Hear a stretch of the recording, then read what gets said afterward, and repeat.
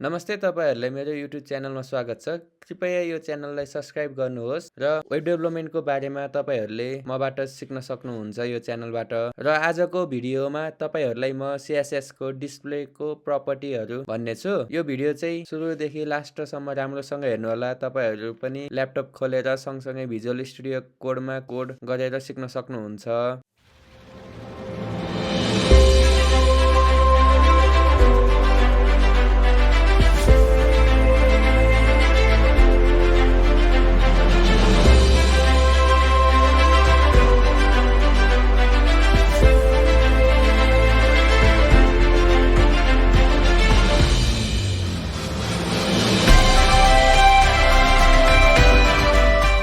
सुरुमा चाहिँ म एउटा फोल्डर बनाउँछु आजको CSS डिस्प्ले भनेर र यसमा म एउटा फाइल बनाउँछु index.html भनेर र एउटा बोइलर प्लेट सुरुमा राख्छु।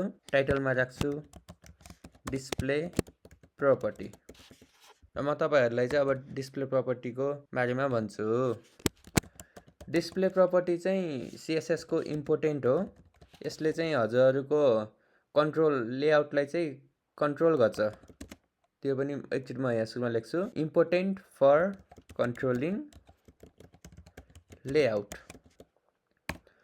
र यसमा चाहिँ हामीले के हेर्छौं भनेपछि सुरुमा चाहिँ अब हजुरहरुलाई थाहा पाउनु पर्छ ब्लक एलिमेन्ट र इनलाइन एलिमेन्ट भनेको। सुरुमा म यसको केही इक्जाम्पलहरु दिन्छु।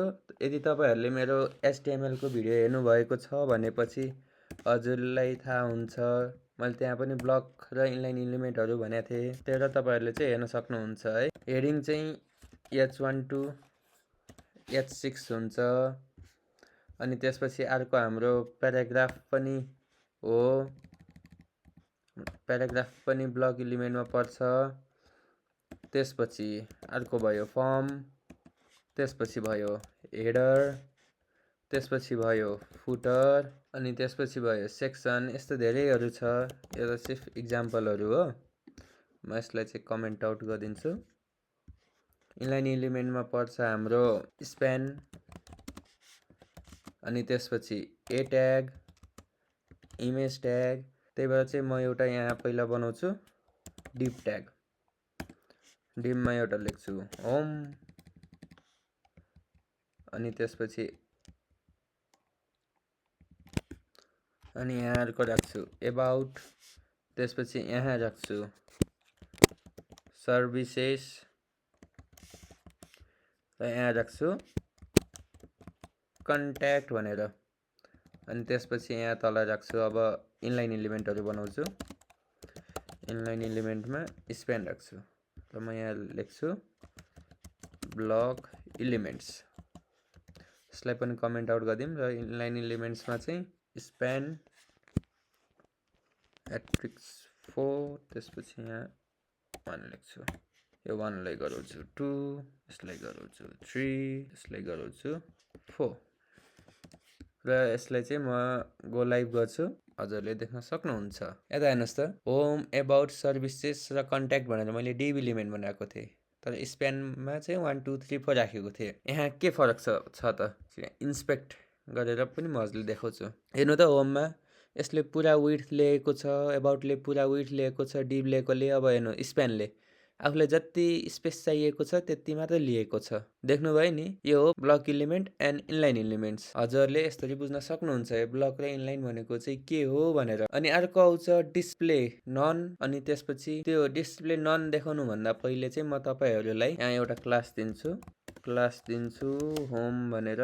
यहाँ पनि क्लास राखौं अबाउट, क्लास सर्भिसेस र म यहाँ राख्छु क्लास भएर कन्ट्याक्ट। यसलाई पनि दिउँ क्लास 1, क्लास 2। यस्तै गरेर म तल क्लासहरु चाहिँ राख्दै जान्छु। ल फर इक्जाम्पल मलाई यो ब्लक एलिमेन्टलाई चाहिँ इनलाइन बनाउनु छ र त्यसपछि स्प्यानलाई चाहिँ ब्लक बनाएर हेर्छु है। यहाँ एउटा CSS को लागि यहाँ स्टाइल ट्याग राख्छु। सरी यो चाहिँ माथि हुन्छ हेडको माथि। र त्यसपछि म यहाँ राख्छु डिभ भनेर डिस्प्ले गरेर म यहाँ इनलाइन गराउँछु। हेर्नु त यो इनलाइन इलिमेन्ट भयो नि, यसको विड्थ पनि यता आयो। रस त्यस्तै म स्प्यानलाई डिस्प्ले ब्लक गराउँछु। हेर्नु त यसको जुन डिफल्ट प्रपर्टी छ नि त्यसलाई चाहिँ हामीले यहाँ ओभरराइड पनि गर्न सक्छौँ। अब हजुरहरूलाई ब्लक इलिमेन्टलाई इनलाइन पनि गर्न सक्नुहुन्छ, अनि त्यसपछि इनलाइन इलिमेन्ट्सलाई चाहिँ हामीले ऊ पनि गराउन सक्छौँ। यहाँ अरू केही राखौँ, यो डिस्प्ले चाहिँ राख्दैन, यसको चाहिँ यसलाई बोर्डर दिन्छु, बोर्डर 2 पिक्सल सोलिड ब्ल्याक भनेर राख्छु। अहिलेलाई चाहिँ यो स्प्यान इलिमेन्टलाई कमेन्ट आउट गरिदिन्छु, अनि त्यसपछि यहाँ राख्छु विड्थ भनेर यहाँ राख्छु 50 पिक्सल। 50 चाहिँ अलिकति सानो भयो, म यसलाई चाहिँ राख्छु 200 पिक्सल। अनि त्यसपछि यहाँ राख्छु हाइट पनि 200 पिक्सल। यहाँ चाहिँ एउटा डिफल्ट राखिदिउँ, एस्ट्रिक गराएर मार्जिन 0, प्याडिङ 0, अनि त्यसपछि बक्स साइजिङ बर्डर बक्स। र यसलाई सेभ गरेँ। यता हेर्नु त यसको डिफल्ट उहरू हट्यो। त्यसपछि म यहाँ राख्छु, यहाँ के राखौँ भनेपछि मार्जिन 5 पिक्सल। यसलाई चाहिँ म अब एउटै लाइनमा ल्याउन खोज्छु, त्यही भएर चाहिँ म यहाँ राख्छु डिस्प्ले इनलाइन। र अब चाहिँ डिस्प्ले नन र भिजिबिलिटी हिडनको बारेमा हेर्छौँ। र त्यसको लागि चाहिँ म यहाँ के गर्छु भनेपछि डट एबाउट लिएर डिस्प्ले नन गराउँछु। यता हेर्नु त होम, एबाउट, सर्भिसेस र कन्ट्याक्ट छ। एबाउट त हरायो, कहाँ गयो एबाउट?